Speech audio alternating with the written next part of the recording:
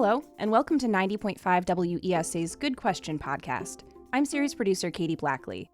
We've reported on everything from which dinosaurs lived in Pittsburgh to why there are colorful seals on the 40th Street Bridge. It's great to have you with us. For today's episode, grab an oar. We're taking a trip on our rivers to explore how the waterways shaped our region and continues to define us. And he was the owner of it in 1803 when Captain Meriwether Lewis was launching his boat from Fort Fayette, which is the present site of Pittsburgh's downtown David Lord's Convention Center.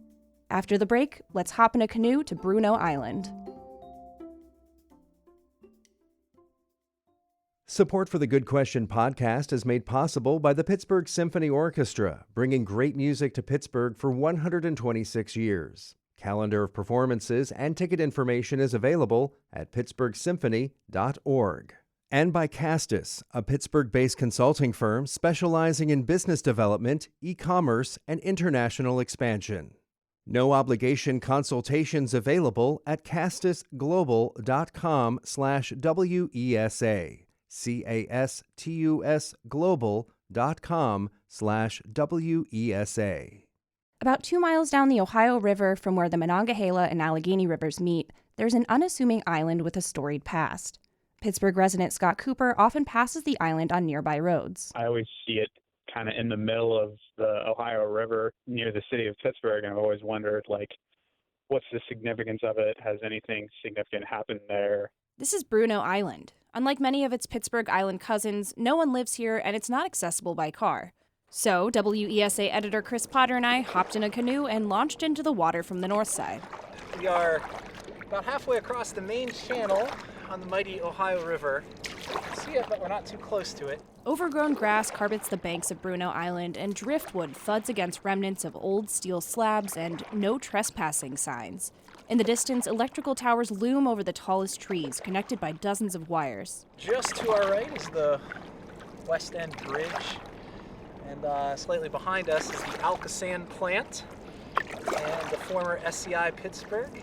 The 129-acre island lies between West End communities like Esplin and McKees Rocks and the north side's Marshall-Shadeland neighborhood.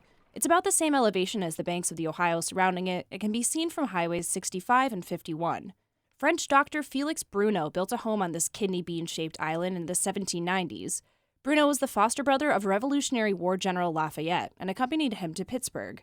On the island, Brunot and his family entertained some notable guests, according to John McNulty with the Lewis and Clark Heritage Trail Foundation. And he was the owner of it in 1803 when Captain Meriwether Lewis was launching his boat from Fort Fayette, which is the present site of Pittsburgh's downtown David Lord's Convention Center. The Lewis and Clark Heritage Trail begins downtown and passes by Brunot Island. Lewis was invited by Brunot to stop by his residence when he first embarked on his famous journey to explore the West. The Brunot family maintained a residence there until about 1819, when they left and the land was used for farming. Around the turn of the 20th century, George Westinghouse's Pittsburgh Railways Company bought the island and built an electric generating station. This is just when the light bulb was getting invented. Pat Conti is with the Duquesne Light Company, which took over the generating station a few years later. Its operations occupied one side of the island, and on the other, a recreational facility was established. There's a group of Pittsburgh businessmen. They call themselves the Pittsburgh and Allegheny Driving Club. And I guess they needed a place to have fun on the weekend, so they built a 1-mile oval dirt track on the island. The Brunot Island racetrack featured horses and automobiles transported to the island by barge or ferry. Its first races were held there in 1904, when 55 miles per hour was considered speedy. Still, the experience brought a lot of fans and well-known drivers to the island. There was an AAA championship car race, and it was won by Lewis Chevrolet. Lack of interest and an increased need for electricity caused the racetrack to close in 1914. By that time, Duquesne Light had expanded operations with the construction of a second power plant. The coal-fired facility supplied hundreds of thousands of kilowatts of electricity to the city. Over the years, as technology has advanced, the generating station has changed too. And on Brunot Island today, it's not owned by Duquesne Light, the generating station. It's run by natural gas. Conte says a visit to Brunot Island is like entering a different world. Sure, there are roads and old loading docks for barges. But then in between all of it is all wildlife. Trees, flowers, bushes. lots and lots of birds. The Audubon Society identified dozens of species of birds when it recently surveyed the island. When we paddled by, deer watched from the shore. The island has seen centuries of Pittsburgh history, and now most of it is quietly returning to nature. Just ahead, So they had to put the canal boats on those rails and pull them up the mountain where there'd be a steam engine, and they used a counterweight system that the canal boat going down the other side is helping to pull that canal boat. innovation on the Pennsylvania Canal, right after the break. Get Pittsburgh news and Pittsburgh stories delivered right to your inbox every weekday morning at 7 with Inbox Edition, a newsletter from WESA. It's a quick read that brings you up to speed on the most important topics of the day. It's easy to subscribe at wesa.fm/inbox. Before highways and railroads crisscrossed the Commonwealth, a series of linked waterways and inclines brought people and goods across Pennsylvania. This was the Pennsylvania Canal system, and it was key to creating communities and economic growth. But what did it look like? Good question asker Michael Gragan says he took a Pittsburgh history class and remembers seeing an aqueduct spanning the Allegheny River in an old photograph. Apparently it was part of the canal system that bore waterborne commerce above the river. And I remember thinking that's kind of fascinating that it wouldn't be on the river. It actually went above the river. Listener Rob Hallett tried to picture the system coming down the river before railroads existed here. To think that there was also a canal at one time is pretty amazing. The Pennsylvania Canal was a significant architectural achievement when it was constructed in 1826. Dave Wright with the historical group the Pennsylvania Canal Society says state lawmakers wanted the system to stretch from Philadelphia to Pittsburgh after the commercial success of the recently opened Erie Canal. The Pennsylvania Canal came into Pittsburgh from the Johnstown area, known as the Western Division. It ran alongside the Allegheny River, from where it met the Kiskamenettis near Freeport, about 30 miles north of Pittsburgh. And then ended up coming into the river about where PNC Park is now. Pittsburghers at the time wanted access to some of the commercial boat traffic that would be using the canal and lobbied the Pennsylvania legislature to allot money to build a branch into downtown. Workers constructed a navigable aqueduct, which is like a bridge with water in the middle, so boats can float along. And came in down the middle of 11th Street and then through a tunnel where the U.S. Steel building is now. And then the tunnel continued out underneath Forbes Avenue and then underneath the Manor building. The Manor building is the office building next to the Allegheny County Courthouse and the Liberty Bridge ramps. There were 4 canal locks here that helped boats reach the Monongahela River and the boatyard near 2nd Avenue and Ross Street. Once the system was complete, travel across the state was much faster. So the time travel between Pittsburgh and Philadelphia was reduced from several weeks to several days. Yeah, before we started to build the trail, this old railroad had been abandoned for many years. Jack McGuire walks down Salzburg's Canal Park, about 35 miles east of Pittsburgh. I was born and raised in Salzburg. I'm an active member of our local Salzburg Area Historical Society. The path he's on is where the Pennsylvania Canal once passed through this community. So with the beginning of the canal, the population in Salzburg just blossomed. They built canal boats here, and from what I've read, some of the best quality canal boats on the Western Division from Johnstown to Pittsburgh. A lot of Pennsylvania towns developed because of their proximity to the canals. McGuire says the path was determined based on what made sense geographically, which was typically following the course of the rivers. But sometimes they ran into obstacles, like the Allegheny Mountains. So they built a combination of traditional canals, railroads, and inclined planes, similar to the 2 that still climb Pittsburgh's Mount Washington today. So they had to put the canal boats on those rails and pull them up the mountain where there'd be a steam engine, and they used a counterweight system that the canal boat going down the other side is helping to pull that canal boat. But these were heavy cargo boats, and it wasn't always possible to pull them up when they were full. Picture taking a canal boat 80 foot long and cutting it in thirds, making each third watertight, and taking them up 1/3 at a time. Salzburg hosts a Canal Days celebration each year, and there are still remnants of the system throughout the state.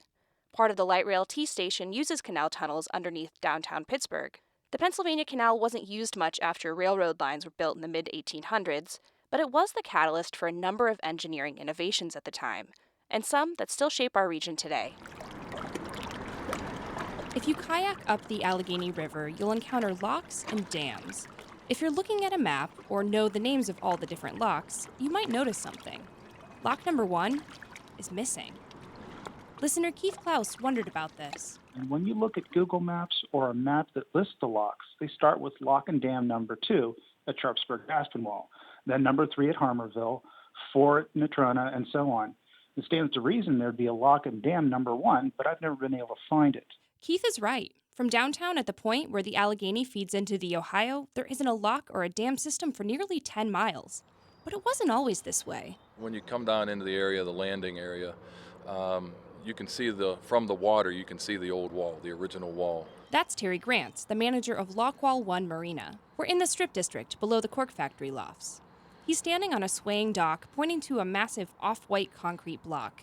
Part of the block is submerged in the river, and there are weeds peeking out from beneath it.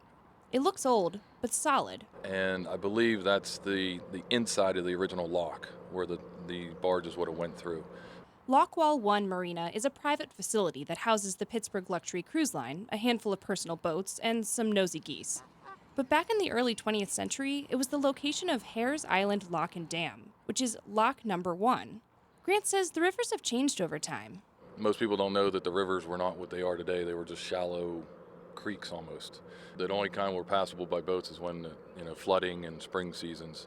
In the Pittsburgh region, with its hills and valleys and varying elevations, locks and dams were constructed to make the water levels more navigable. Boats trying to pass through the locks go into a closed-off pool where they sit while gates shut to stop water from flowing in.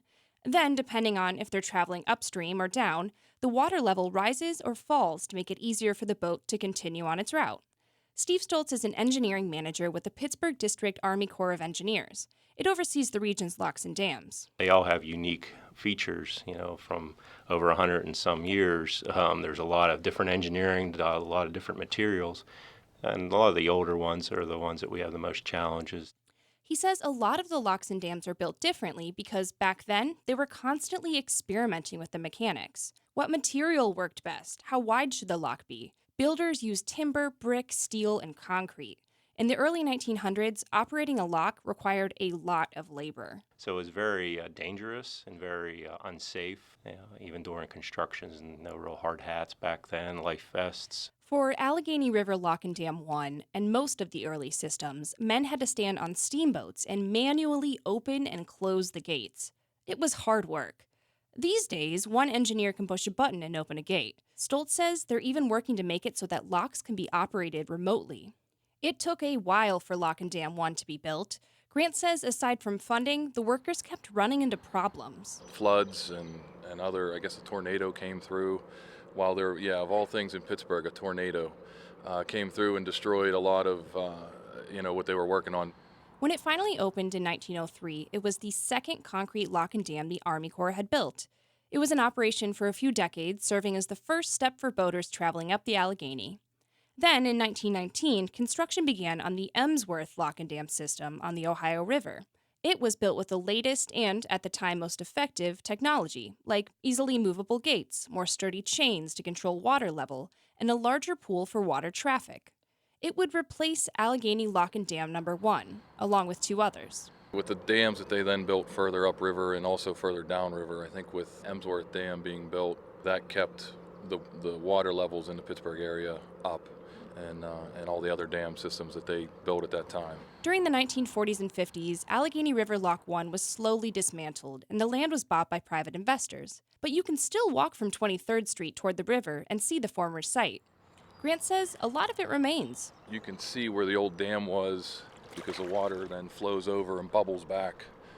If you get a lot of current, you can see where it kind of bubbles back, where it rolls over the dam underneath the water. It's definitely a piece of history. So that's the story of the first lock and dam system on the Allegheny River. It's survived by more than 20 on the region's 3 rivers. There's been a lot of talk about infrastructure recently. In a few years, 8 locks and dams on our rivers are expected to be retrofitted to generate hydropower. A Boston company will construct turbines and create electricity for about 75,000 homes, and says it'll be done so the water quality and fish life won't be harmed. It's another evolution for the historic lock and dam systems. Have you ever kayaked or canoed through the locks? The U.S. Army Corps of Engineers has a number of safety courses and trainings for how to safely ride through them. It's another fun way to experience Pittsburgh. Let us know on social media at 905WESA. Thanks for listening to our Good Question podcast. Join us for another episode next week where we meet at the intersection of art and industry. All around Century 3 Mall are these sculptural pieces that have been there for most people's whole lives. But really, they've been there since the mid-'70s. Special thanks to Patrick Doyle and everyone at Pittsburgh Community Broadcasting. I'm Katie Blackley. Have a great day, and as always, stay curious.